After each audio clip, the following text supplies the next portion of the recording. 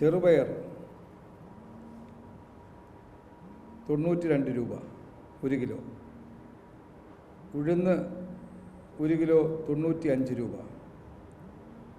വൻകടല 69 രൂപ. വൻപയർ 75 രൂപ. തുവരപ്പരിപ്പ് 111 രൂപ.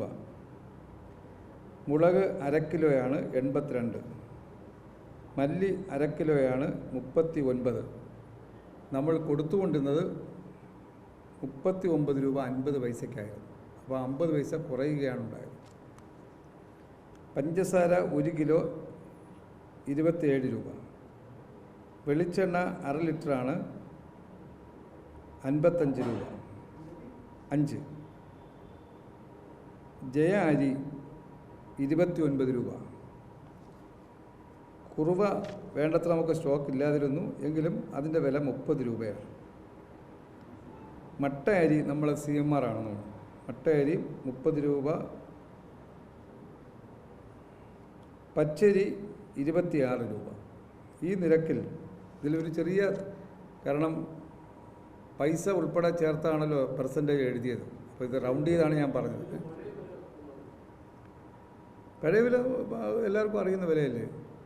പഴയ വില ഞാൻ പറഞ്ഞേക്കാൻ വേണമെങ്കിൽ ഇതിൻ്റെ പെർസെൻറ്റേജിൻ്റെ ചെറിയ നിങ്ങൾ നോക്കുമ്പോൾ, കാരണം 5 പൈസ, ഉദാഹരണത്തിന് 26 രൂപ 8 പൈസയാണ് പെർസെൻറ്റേജ് കണക്കാക്കിയിട്ടുള്ളത് നമുക്ക് തന്നിട്ടുള്ള കണക്ക്. അത് റൗണ്ട് ചെയ്യാൻ വേണ്ടി ഇന്നലെ തീരുമാനിച്ചുകൊണ്ടാണ് ഞാൻ റൗണ്ട് ചെയ്ത് പറഞ്ഞത്. അങ്ങനെ ഒരു ചെറിയ പൈസയുടെ വ്യത്യാസം വന്നേക്കാം എല്ലാ ഉൽപ്പന്നങ്ങളിലും.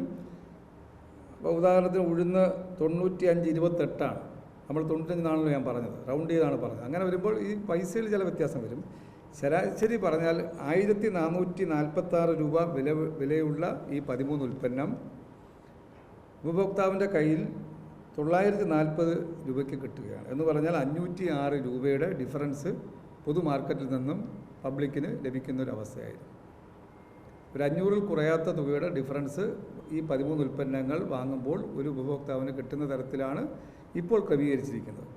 ഇത് തയ്യാറാക്കിയ സമയം ഒരു 2 ആഴ്ചയോളം ആവും ഇതിൻ്റെ ഫയൽ തയ്യാറായി ഇന്നലെ ക്യാബിനറ്റിലേക്ക് വന്നത്. നിങ്ങൾ മാധ്യമ സുഹൃത്തുക്കൾ സ്വാഭാവികമായി ഇന്നത്തെ ചിലപ്പോൾ ഏതെങ്കിലും ഒരു ഉൽപ്പന്നത്തിന് ഞാൻ പറഞ്ഞതിനേക്കാളും മാർക്കറ്റ് വില ചിലപ്പോൾ 1-2 രൂപയുടെ വ്യത്യാസം കണ്ടേക്കാം. നമ്മൾ തയ്യാറാക്കുന്ന സമയത്തുള്ള അതുകൂടെ കണക്കിലെടുത്താണ് പോയിട്ട് ചിലപ്പോൾ വ്യത്യാസം മുകളിലോട്ടും താഴോട്ടും വന്നേക്കാം, താഴോട്ടും വന്നേക്കാം. പക്ഷേ നമ്മൾ ഫയൽ തയ്യാറാക്കി പോകുന്നത് ഗവൺമെൻറ്റിന് അങ്ങനെ നിർവഹിക്കാൻ കഴിയും. സ്വകാര്യ കക്ഷികളെപ്പോലെ അപ്പോൾ ഉള്ള കാര്യം വെച്ച് തീരുമാനമെടുക്കാൻ പറ്റില്ല. അത് യാഥാർത്ഥ്യം കൂടെ നിങ്ങൾ അറിഞ്ഞിരിക്കാൻ വേണ്ടി ഞാൻ എടുത്തു പറഞ്ഞതാണ്. ഇത്തരമൊരു സാഹചര്യത്തിൽ ഇത് നടപ്പാക്കി മുന്നോട്ട് പോകുമ്പോൾ ഗവൺമെൻറ് ഇന്നലെ തന്നെ ക്യാബിനറ്റിലും എടുത്തിട്ടുണ്ട്. അതിനനുസൃതമായ വില മാറ്റത്തിനനുസൃതമായി സപ്ലൈകോ മാനേജ്മെൻറ്റും ഗവൺമെൻറ്റും കൂടെ ആലോചിച്ച് ക്രമീകരിക്കുന്നതാണ്. ഇപ്പം വലിയ ചില സീസണുകളിൽ വില വ്യത്യാസം സ്വാഭാവികമായിട്ടും ചില ഉൽപ്പന്നങ്ങൾക്ക് വന്നേക്കാം. അപ്പോൾ അങ്ങനെ ഒരു നിലപാടാണ് ഗവൺമെൻറ്. അല്ലാതെ ഇത് അന്തിമമായിട്ടുള്ള വിലയല്ല. ജനങ്ങൾക്ക് ഒരു 35% എങ്കിലും ആനുകൂല്യം മാർക്കറ്റിൽ നിന്ന് വാങ്ങുന്നതിനേക്കാൾ ലഭ്യമാകുക എന്ന തരത്തിലാണ് ഗവൺമെൻറ് കാണുന്നത്. ജനങ്ങൾക്ക് ഏറ്റവും ആശ്വാസം പകരാൻ കഴിയുന്ന തരത്തിലുള്ള സമീപനമാണ്. ഒരു കൺസ്യൂമർ സ്റ്റേറ്റായ നമ്മൾ ഇത്തരം ഇടപെടലുകളാണ് നമുക്ക് വിലക്കയറ്റം പിടിച്ചു നിർത്താൻ കഴിയുന്നത്.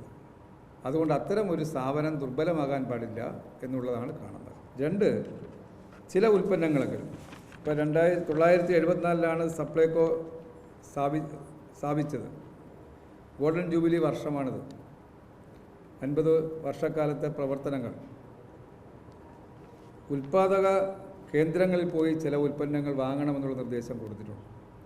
അങ്ങനെ വന്നാൽ കുറച്ചുകൂടെ നമുക്ക് ജനങ്ങൾക്ക് ആശ്വാസം പകരാൻ കഴിയും. ഇപ്പോൾ ഉദാഹരണത്തിന് നിങ്ങൾ മാധ്യമങ്ങളിലെല്ലാം വന്നതാണ് ഈ ഭാരതരിയുടെ വില 29 എന്ന് പറഞ്ഞുകൊണ്ടുള്ള വാർത്ത നമ്മളെല്ലാം വായിക്കാനിടയായതാണ്. ഇത് നോക്കുമ്പോൾ അതിൻ്റെ ചെറിയ വ്യത്യാസമുള്ള അരിയാണ് നമ്മളെ പച്ചരി.